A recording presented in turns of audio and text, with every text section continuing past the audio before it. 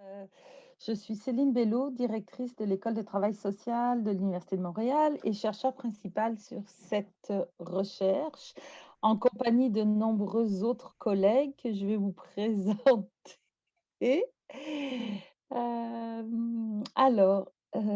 Donc Philippe Benoît Côté de l'UQAM, Elisabeth Gressler de l'UDM, Marie-Ève Goyer de l'UDM, Swan McDonald de l'UDM, Annie Fontaine de Laval et Caroline Grimard de l'UDM et tout un nombre de personnels de recherche tout aussi important, Stéphanie Houd, la coordonnatrice, Guylaine Racine, professionnelle de recherche, Isabelle Raffestin, professionnelle de recherche, et de nombreuses autres étudiantes, Vanessa Bergeron, Marie-Lou Landry, Stéphanie Arsenault, Josiane Cosel et Karine Robertson. Et finalement, pardon, Joanne Thompson-Sweeney. Donc, désolée pour, la répétition pour les collègues qui m'ont déjà entendu une fois ou 2 fois. J'essaye de varier mon discours, mais c'est pas facile dans la mesure où il suffit d'expliquer quelle est cette recherche-là. Donc, en mai l'année dernière, on a été approchés notamment par, le RAPSIM et le Réseau Solidarité Itinérance du Québec pour réaliser une étude sur, ce qui se faisait en fait dans le contexte de la pandémie en termes de réorganisation des services et de réponse aux besoins des personnes en situation d'itinérance. On a fait une demande aux instituts de recherche en santé du Canada qu'on a obtenu en juin et également et en fait après c'est suivi un financement du ministère de la Santé et des Services sociaux du Québec pour approfondir la question régionale notamment et la judiciarisation de la pandémie. Alors, l'idée de cette recherche, c'était donc de voir la réorganisation des services institutionnels et communautaires, d'entendre le point de vue à la fois des acteurs répondant en itinérance dans l'ensemble des régions du Québec, de réaliser un sondage auprès des intervenants et des gestionnaires sur la manière dont ils avaient vécu cette réorganisation, notamment au plan de la protection, des conditions de travail, mais aussi des pratiques cliniques et finalement rencontrer des personnes en situation d'itinérance. Alors cette étude, elle se déroule sur 1 an en 3 phases. La première et là, on va vous donner des résultats préliminaires de la première phase. Donc on va faire encore une deuxième phase pendant l'hiver où on va approfondir en fait des interventions nouvelles et par la suite, à la fin de l'hiver, nous reviendrons avec, toute, une série de recueillettes de données, à la fois sur les acteurs répondant en itinérance, mais aussi, sur les intervenants et les gestionnaires pour voir qu'est-ce qui se sera passé dans l'hiver et enfin sur les personnes en situation d'itinérance. Aujourd'hui, on vous présente des résultats préliminaires. Ce sont des données qui ont été recueillies entre le mois d'août et le mois d'octobre. Donc, soyez indulgents sur ces résultats qui sont véritablement préliminaires dans l'analyse. On ne vous présentera pas, le sondage roule, donc on ne vous présentera pas les données relatives au sondage. Et nous avons réalisé on a obtenu l'autorisation en fait de faire des entrevues avec des personnes en situation d'itinérance à la toute fin du au milieu du mois de novembre. Donc, on a réussi à réaliser 28 entrevues avec les personnes en situation d'itinérance qui sont actuellement en analyse. Ces webinaires, se veulent à la fois une diffusion des résultats préliminaires de ce que nous avons trouvé en vous entendant, en vous écoutant, mais c'est aussi une occasion d'échange entre vous et entre nous. Donc, le webinaire va consister en une présentation d'une vingtaine de minutes des résultats. Puis après, on va vous placer en sous-groupe avec des discussions. On vous dira en fait la question auquel on souhaite que vous répondiez. Et ce qu'on va essayer d'améliorer cette semaine par rapport à l'autre semaine, c'est la retransmission en fait des faits saillants de ce que vous aurez dit dans le chat, puisqu'on reviendra en plénière à la fin du webinaire. On va vous demander votre autonomie dans les groupes pour que quelqu'un prenne en charge la prise de notes et l'autonomie et l'animation un peu de la discussion. On est quelques-unes à pouvoir participer au groupe, mais dépendamment du nombre que vous êtes, on ne peut pas être dans tous les groupes. Donc, on va vous appeler à votre autonomie, vos qualités, expertise en termes d'animation. Ce que je pourrais aussi, mentionner, c'est que donc cette recherche, s'appuie aussi sur un partenariat avec, le RAIC, le réseau Solidarité Itinérance et le RAPSIM, que l'idée c'est de, travailler à une mobilisation des connaissances, rapide. Donc on fait des webinaires maintenant, on en fera dans l'hiver et au printemps.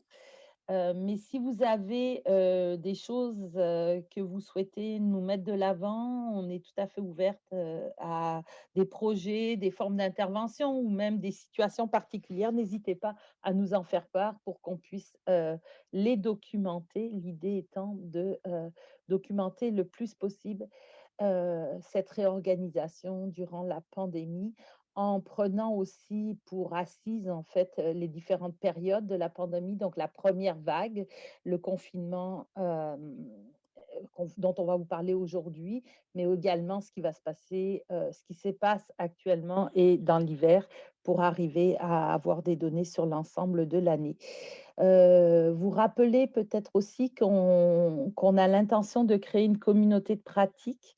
Donc si vous êtes intéressés, n'hésitez pas à nous communiquer avec nous. On va organiser ça, à partir du mois de janvier. L'idée étant d'échanger là d'un point de vue peut-être plus clinique sur, les enjeux que vous vivez, les défis, mais également les difficultés et vos bons coups, dans ce contexte difficile pour tout le monde.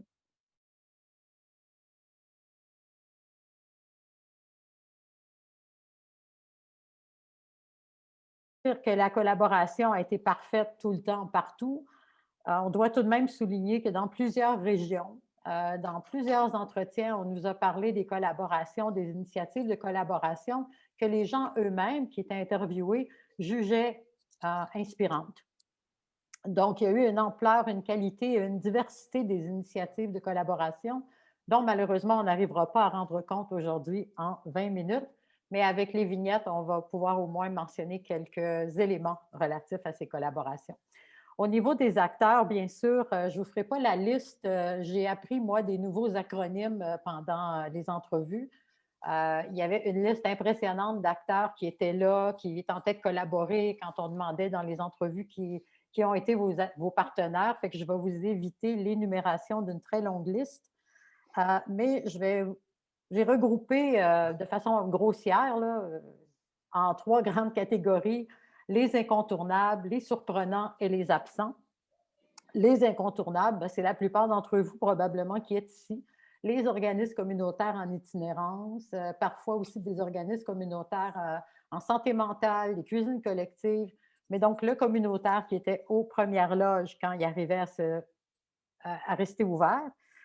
Il y a eu aussi, bien sûr, les CIUS et les CIS. À partir de maintenant, je vais appeler ça des CI. Vous allez comprendre pourquoi tantôt, parce que comme je vais donner des exemples, je ne veux pas qu'on puisse identifier c'est un CIUS, c'est un CI. Je les appellerai les CI, mais donc le réseau qui a été aussi à l'avant-plan dans les initiatives de collaboration qui ont été déployées. Dans les surprenants, c'est peut-être une façon un peu, comme je disais, grossière de nommer les choses, mais c'est surtout pour parler des acteurs qui étaient là avant, mais soit qui étaient moins présents ou soit qui n'avaient pas le même, ils n'étaient pas présents de la même façon, autrement dit. Donc, avec la pandémie, ils ont pris une plus grande place ou ils ont occupé la place autrement. Là-dedans, on retrouve bien sûr les municipalités. On retrouve aussi le secteur privé. On nous a beaucoup parlé dans les entrevues du secteur privé, donc petites et grosses entreprises, secteur associatif, caritatif, des gens qui ont été là pour soutenir un peu le travail qui se faisait. Des exemples, on va parler des chevaliers de colons qui faisaient du bénévolat, des pastorales sociales, des syndicats de profs qui ont donné leur budget de conférences pour assurer qu'un organisme puisse donner tel service aux personnes en situation d'itinérance, des initiatives citoyennes à travers Facebook. Donc, il y avait vraiment des acteurs qui sont là habituellement, mais qu'on voit moins. Il y a aussi les bailleurs de fonds qui ont eu des implications plus directes, les députés et les fondations. Pas nécessairement toujours des grosses fondations non plus. On m'a parlé dans certaines entrevues des toutes petites fondations locales, mais qui ont donné un coup de main. Et il y a eu la santé publique qui est un acteur qui est apparu pour reprendre les commentaires d'une personne interviewée qui a appris à faire connaissance avec la réalité des organismes communautaires. Remarquez bien dans la phrase appris à faire connaissance, ça ne veut pas dire que ça a toujours été une réussite, mais bon, il y avait cet élément-là qui était soulevé. Au niveau des municipalités aussi, on a beaucoup entendu parler des services de police qui ont été des acteurs qui ont agi de façon différente parfois. On nous a beaucoup parlé d'avoir une bonne collaboration. On reviendra sur les difficultés peut-être à un moment donné de collaboration qui existent par ailleurs toujours. Mais donc, ça, c'est dans les acteurs qui ont dit qu'il y avait une autre façon de faire que d'habitude. Les absents, ce sont des gens ou des organismes, en fait, pour diverses raisons. Donc, on n'est pas là dans une perspective de blâme, ils sont absents, ils ne sont pas bons, mais c'est plutôt des organismes qui n'ont pas pu jouer le rôle qu'ils jouent habituellement. On a juste à penser à tous les organismes communautaires qui ont dû fermer pour des bonnes raisons et qui n'étaient plus là pour aider comme ils font habituellement.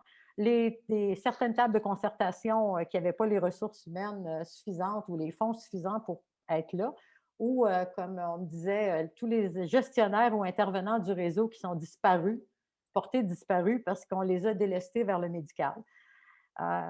Et un absent, selon certains, parce que je vous ai parlé tantôt, ils étaient plus dans les surprenants qui jouent un rôle qu'on l'avait moins vu avant, mais la santé publique, selon certaines personnes interviewées, n'a pas toujours joué le rôle qu'on aurait souhaité qu'elle joue. Les dispositifs pour collaborer, eh bien, je ne vous apprendrai rien. Zoom, zoom, zoom. J'ai pensé à ce commercial de la voiture Mazda quand j'étais jeune. Je peux vous faire la petite chanson, là, le zoom, zoom, zoom, qui montrait comment les choses allaient vite quand on avait une Mazda. Moi, je pense qu'en termes de collaboration, tout le monde semblait avoir une Mazda. Donc, tous les dispositifs qui étaient, que ce soit une vigie, que ce soit un comité bilan, à chaque fois, c'est sûr qu'il n'y avait rien en présentiel, mais au niveau des dispositifs, il y avait des anciens qui fonctionnaient. Donc, si on avait déjà l'habitude de se concerter à travers une table, c'est ce qui se passait, mais s'il y avait d'autres éléments qui étaient beaucoup plus une vigie, cellule de crise, toutes ces choses-là se sont développées. Ce qui est impressionnant au niveau des dispositifs, je dirais que c'est une espèce de trio infernal. Je ne sais pas si c'est une bonne façon de le nommer, mais une triple intensité. Ce que les gens ont vécu, là, c'était rythme des rencontres très trop intense. Alors, des rencontres qui n'en finissaient plus, le nombre de rencontres par semaine. Des fois, je me faisais répéter parce que je n'étais pas certaine d'avoir bien entendu. Le nombre important d'acteurs et la multiplicité des buts des rencontres. Donc, on avait vraiment, là, dans la Mazda, là, on avait beaucoup de monde, beaucoup de buts, puis beaucoup de rencontres. Fait que ça allait au toast. Et ça, c'est pas facile. Et dans les buts, les visées, imaginez, vous pouvez le faire en fait probablement plus que nous, les rencontres, on me disait, bien, dans la rencontre, on sondait les besoins, on partageait nos difficultés, on vulgarisait les consignes qui changeaient à tout bout de champ, on coordonnait, on tentait de se coordonner pour le purel ou les équipements de protection. On avait des financements COVID qui n'arrivaient pas. On avait des projets qu'on essayait de développer, puis on essayait aussi de se donner du soutien moral. Donc, voilà, dans les dispositifs, ça allait au toast. Le leadership, ce qui a été clair et qu'on va revoir peut-être tantôt encore plus bon, je vais reprendre le même mot, clairement, dans les vignettes. Quand les leaderships ont été assumés principalement par un acteur qui est resté tout seul dans sa cour, ça allait pas bien. Mais sans leadership, ça allait pas bien non plus. Donc, quand ça allait bien, les collaborations, il y avait une espèce de combinaison assumée par un acteur, mais partagée après, selon les moments, selon les projets. Donc, tout le monde n'avait pas à être dans tout, mais il fallait qu'il y ait un sentiment de partage. Quand ça allait moins bien, le leadership était soit en tension, questionné ou absent. Rapidement, ce qu'on peut dégager des entrevues, c'est qu'il y a deux pôles. Un, qui ont les organismes, peu importe là, que ce soit du réseau ou du communautaire, qui sont dans une certaine méfiance, soit envers le réseau, mais aussi parfois des organismes communautaires entre eux. Et donc, la collaboration est plus difficile et on reste dans le chacun pour soi. Ou l'autre pôle, c'est quand tout le monde est en mode survie, on sauve les meubles. On n'est pas en train de se dire on va collaborer, etc. Donc, ça, c'est mouvant. Hein? Ce serait injuste de dire que c'est resté comme ça tout le long de la pandémie, on se comprend. mais c'est un portrait et non pas un film, parce qu'un film nous montrerait comment les choses ont bougé. D'ailleurs, c'est très encourageant de savoir qu'il y a des collaborations qui sont parties euh, tout croche, mais qui, ont très bien, qui sont très bien finies. Donc, illustrer des points par des vignettes. Alors, ce que je vais faire pour vos pauvres oreilles dans les prochaines minutes, je vais vous faire de la lecture. On n'est pas dans les contes de Noël, j'appellerais ça des contes de pandémie. Donc, je vais vous lire deux contes. Un premier à travers des vignettes qui illustrent des exemples, mettons des cas de figure de collaboration pour contraster. Ce n'est pas de la caricature, c'est des situations qui ont existé, on les a pas exagérées, mais ayant des préoccupations éthiques dans un monde très interconnecté comme le monde de l'itinérance, on a créé d'une certaine façon des cas fictifs qui sont construits à partir de plusieurs entretiens, plusieurs régions. Donc, on va avoir deux courtes vignettes qui vont durer, je vous les lis, c'est des contes, je n'aurai pas le temps de vous endormir, ça dure 3 minutes chaque. Et à partir de chaque vignette, ça permet d'illustrer des leviers ou des obstacles. Donc, pour préciser et pour être sûr d'être bien comprise, les cas sont fictifs, mais reliés aux réalités, construits à partir au moins chaque vignette de 3 entretiens et au moins de 2, sinon même des fois 4 régions. La première vignette, dont le titre est Ensemble, parce que tout seul, on n'y arrivera pas. Alors, je vais me permettre de la lire en essayant de ne pas aller trop vite. C'est une personne qui travaille dans un CI, mettez un E ou pas après, qui parle. La haute direction m'a donné beaucoup de latitude. Ça n'arrive pas tous les jours. Mais là, j'avais les coups des franges. Je pouvais même prendre des risques. Les décisions, j'en ai prises. Donc, rapidement, j'ai consulté le communautaire, en tout cas ceux qui étaient encore ouverts. J'ai mis sur pied un comité de crise où les acteurs clés en itinérance étaient là, mais aussi d'autres milieux concernés. Les organismes, on peut avoir du soutien. On a tenté d'y aller selon les besoins du terrain. Je pense que ça les a un peu étonnés de nous voir impliqués si vite. Et pas juste pour leur donner des conseils, mais pour aller chercher leur expertise et faire quelque chose ensemble. Le communautaire, comme d'habitude, s'est lui aussi mobilisé vite, au point qu'on a pu mettre un nouveau service sur pied en dedans de 10 jours. Et cet hébergement, on l'a développé avec 5 différents partenaires, chacun faisant ce qu'il pouvait, considérant sa situation et le moment. Par exemple, l'hôpital a offert sa buanderie. Un centre de jour pour personnes âgées qui était fermé a offert de préparer des collations. Une autre ressource en itinérance prêtait ses intervenants. Ça roulait, notre affaire. Même la ville a embarqué. En fait, c'est même la ville qui a été la première à contacter la haute direction ici pour s'informer de nos plans. Il y avait une pression pour que ça bouge, ça a bougé. Au début, c'est sûr que c'est nous qui avons fourni plus de ressources, on a quand même plus de moyens. Mais le communautaire a rapidement pris les rênes dès qu'ils ont été un peu moins dans un mode survie. Ce type de partenariat-là, ça fait 10 ans que je suis ici, je ne l'avais jamais vu. Pourtant, on a déjà de très bons liens. Plusieurs ont l'habitude de travailler ensemble, on est souvent sur les mêmes tables, mais là, c'était à un autre niveau. Je crois qu'une autre affaire qui a aussi été un déclencheur de solidarité, c'est le fait que tout le monde s'est passé le mot pour se demander qu'est-ce que je pourrais faire de plus, qu'est-ce que je pourrais faire autrement. Donc, ça a été porteur parce que tel organisme a modifié ses critères d'accueil. Tel autre organisme a modifié ses horaires. Tel autre a fait telle ou telle chose. Bref, on a tous bougé dans nos manières de faire et même dans nos définitions de nos missions. Dans nos réunions, cette attitude a créé une synergie qui nous a amenés à travailler autrement. En tout cas, je souhaite que ça reste et que ça ne prenne pas une autre grosse crise pour qu'on s'en souvienne. Donc, de cette vignette, on peut dégager un certain nombre de leviers à la collaboration. Il y a eu bien sûr le sentiment partagé de l'urgence d'agir, la proactivité des acteurs, puis la proactivité d'acteurs qui, selon certains, l'étaient moins avant. Alors là, on avait des gens qui allaient se chercher, je dirais, les uns les autres. Ça a amené à une accélération de la mise en place des projets d'ailleurs qui, selon certains, dormaient dans des cartons depuis longtemps, mais tout d'un coup, les projets ont pu être mis en place. L'autre est devenu aussi un partenaire essentiel, hein, peu importe qui était l'autre. Alors là-dessus, on a des variations, du plus cynique au plus romantique. On avait, ben là, on a tous besoin les uns les autres. Eux, ils ont l'argent, nous, on a l'expertise. Ou encore, on est un peu comme les anges gardiens de M. Legault, mais dont il n'a pas parlé, pas ceux dans le médical ou la santé, mais on est les anges gardiens du social. Il y a comme une reconnaissance. La présence d'un leadership assumé et partagé, ça prenait vraiment les deux pour que ça aille bien.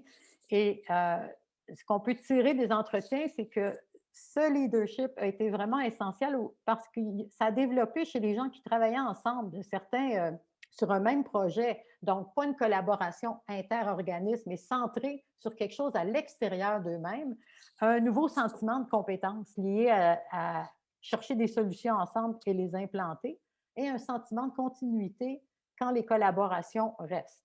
Quand elles partent, il y en a moins. L'ouverture à travailler autrement, comme on l'a vu, changer comment nos mandats, nos règles, etc.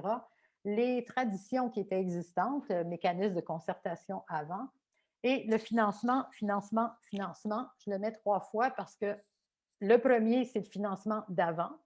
Vous avez vu la petite citation à côté.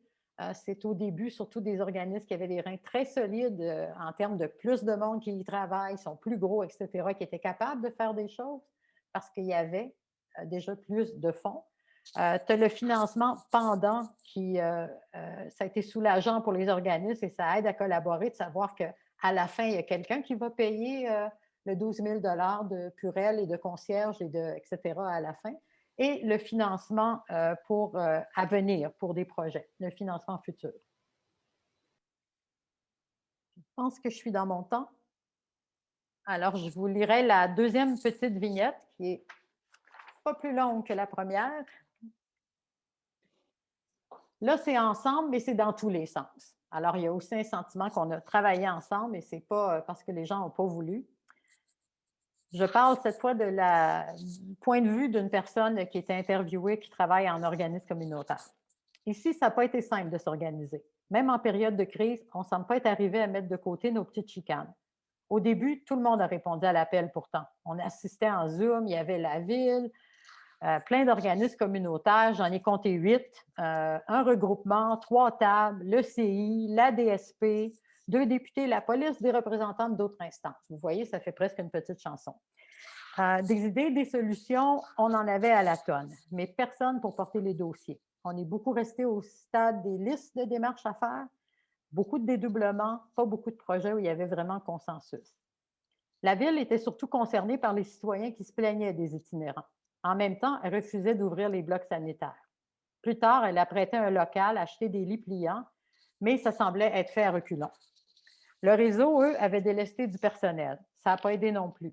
Ils ont créé une nouvelle structure, ça a chambardé nos canaux de communication habituels. Par exemple, un tel qui occupait tel poste avec qui on pouvait parler, bien là, il a été envoyé ailleurs et celle qui l'a remplacé, on ne pouvait pas s'attendre à ce qu'elle maîtrise les dossiers. Elle venait de débarquer dans son bureau. Pardon. C'est sûr que tout ça a ajouté délai sur délai avant de pouvoir avoir des réponses. Certains parmi nous ont dû attendre 2 mois avant d'avoir accès à des équipements de protection. D'autres se sont fait faire du dumping des hôpitaux qui voulaient se garder des lits vides pour la COVID. Certains hébergements ont aussi vécu des pressions du réseau et de la santé publique pour demeurer ouverts, garder des lits ouverts, alors qu'ils n'avaient pas les moyens d'assurer la sécurité au niveau de la santé de tout le monde. Donc, tu peux imaginer que ça ne les rendait pas très, très collaborants quand le réseau arrivait avec ses propositions. Ce qui nous a sauvés les premières 6 semaines, c'est l'entraide dans le milieu communautaire. Je ne dis pas qu'il y avait de l'entraide dans tous les organismes qui sont restés ouverts, mais il y en avait beaucoup et par rapport à toutes sortes de besoins. Bon, il est arrivé à la fin. Mais on avait-tu vraiment besoin d'avoir plus d'obstacles qu'on en avait déjà avec la pandémie? Si on veut donc contraster encore une fois et non pas dire là, que c'est les 2 seules variations de collaboration, ça aurait été triste que ce soit juste ça.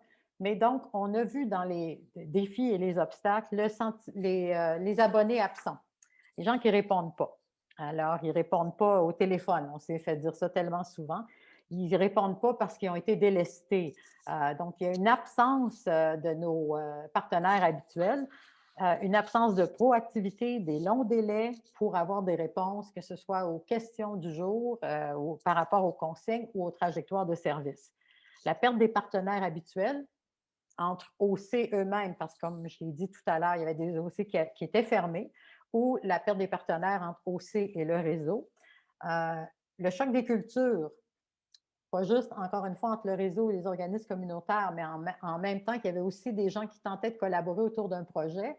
La culture de tel organisme qui travaille plus, par exemple, en réinsertion, n'était pas la même que tel organisme qui travaille plus au niveau du outreach ou du travail de rue. Donc, les gens ont, ça a posé des défis. Alors, je rappelle le titre, ce n'est pas toujours des obstacles, mais c'est aussi des défis qui ont pu être dépassés. Les difficultés antérieures de collaboration, communication, c'est resté là. L'accélération des collaborations, oui, c'était positif, mais en même temps, la phrase qui m'est restée, moi, c'est écoute, tout le monde ne pouvait pas suivre. On n'y arrivait pas. Les divergences trop importantes dans les motivations pour collaborer, et ça, je voudrais insister un peu plus. Ce que j'ai entendu et compris, c'est le désir de collaborer. Il y avait comme des raisons jugées plus nobles que d'autres, pour le simplifier. Et parfois, entre des acteurs, ça l'a dérangé. Donc, collaborer parce que, ou aller vouloir aider tout d'un coup des organismes communautaires parce qu'il y a des citoyens qui ont peur d'être contaminés par les personnes en situation d'itinérance, ça allait parfois en contradiction avec les valeurs de certains organismes communautaires qui, eux, voulaient plus offrir des services adéquats, ou l'instrumentalisation des collaborations pour faire avancer certains dossiers politiques. Alors, ça nous a été mentionné qu'on trouve ça difficile de collaborer parce que c'est clair ici qu'un des dossiers politiques qu'on veut faire avancer, c'est la revitalisation du centre-ville ou un autre dossier politique qui peut avoir été nommé. Donc, ces divergences-là, quand elles n'étaient pas trop grandes ou quand elles étaient nommées et discutées, ce n'était pas un obstacle, mais quand ce n'était pas nommé, ça restait dans les difficultés pour collaborer. Le financement, il y a 2 éléments qui sont sortis. La crainte de la fin des haricots. Vous savez, sur un bateau où ils mangeaient la viande en premier, les haricots en dernier, les marins. Quand on arrive aux haricots, on sait qu'il n'y aura plus de bouffe. Alors, il y a une grande préoccupation, même au niveau des... On collabore, mais jusqu'à quelle date? Jusqu'au 31 mars 2021. Alors, il y a des préoccupations, ça n'aidait pas à collaborer. Et l'ensemble des inégalités salariales, quand des gens se retrouvent à collaborer sur un même plateau de travail, mais un gagne 3 fois plus cher que l'autre. Donc, ça, c'est des éléments qui nous ont aussi été nommés. Je crois que j'arrive à la fin de mon temps. 2 courtes diapositives. Pandémie, collaboration. Est-ce que les collaborations en temps de pandémie sont différentes que quand il n'y a pas pandémie? Il y a eu donc quand les collaborations étaient préexistantes, hein, avec des données, Céline l'a nommé au début, là, très, très partielles, ce qu'on peut voir, c'est que s'il y avait en général des collaborations préexistantes solides, la mobilisation était rapide. Ça permettait aussi parfois de créer des nouvelles solidarités et des acteurs qui étaient un peu plus en marge, qui sont donc intégrés maintenant dans une solidarité qui inclut un ensemble d'acteurs qu'on n'avait peut-être pas vu avant. La pandémie a eu par ailleurs un effet de mobilisation, même quand il n'y avait pas une très grande tradition de collaboration. Donc, travailler en silo, mais là, c'était plus difficile. Du côté moins positif, pourrait-on dire, il y a eu des fractures dans des bonnes collaborations pré-pandémie. Et pas parce que des gens, mais il y a eu il s'est passé quand des organismes restaient fermés, c'était plus difficile de continuer à développer des liens. Mais il y a aussi l'exemple de l'hôpital qui fait du dumping. Quelqu'un m'avait dit à un moment donné, tu sais, c'était un bon collaborateur pour nous avant cet hôpital, mais là, il n'arrête pas de nous faire du dumping, il est mieux de ne plus nous rappeler. Alors, ça ne veut pas dire que ça va durer, il y a des effets un peu soupe au lait parfois, mais quand même, ça montre qu'il peut y avoir des fractures. Et malheureusement, les collaborations, quand elles étaient difficiles avant, ce n'est pas la pandémie qui a permis d'améliorer les choses. Collaborer pour faire quoi? Encore une fois, rapidement, pour se concerter, connaître les besoins, partager des expertises, répartir EPI, financement, offrir, obtenir du soutien pour la mise en place des mesures sanitaires, mettre en place une trajectoire de service pour les PSI. Ça, je vous dirais que c'est la collaboration qui a été J'ai l'impression, en tout cas, dans ce qui ressort des entrevues, celle qui a créé le plus de friction. Assurer des hébergements aux personnes en situation d'itinérance. Et là, il y a eu de tout. Il y a eu de l'unité de débordement, il y a eu de la location d'appartements à 4,5, il y a eu des entreprises qui ont des logements, qui les ont prêtés à un organisme communautaire. Il y a eu les grands refuges, il y a eu les campements. Alors, je vous apprends encore une fois, pas grand-chose.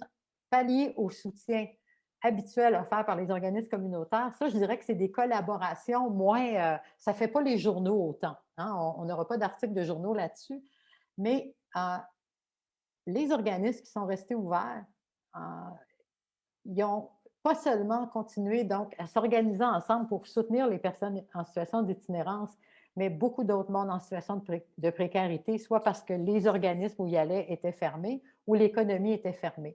Fait qu'on a eu là, des travailleurs de rue qui collaboraient avec un groupe, une cuisine collective pour aller porter de la bouffe, des paniers de nourriture à des personnes immigrantes, à des personnes, des nouveaux chômeurs COVID, je vous en passe. Et toutes les collaborations qui se sont développées, tu sais, quand il n'y a plus de place pour aller faire son lavage parce que l'organisme est fermé, comment on trouve pour avoir un accès à la buanderie de l'hôpital? Est-ce qu'on amène nos sacs de lavage dans un organisme qui les transporte? En tout cas, toutes sortes de petites organisations comme ça qui se sont développées. Et c'est là, je dirais, que le privé est arrivé en renfort.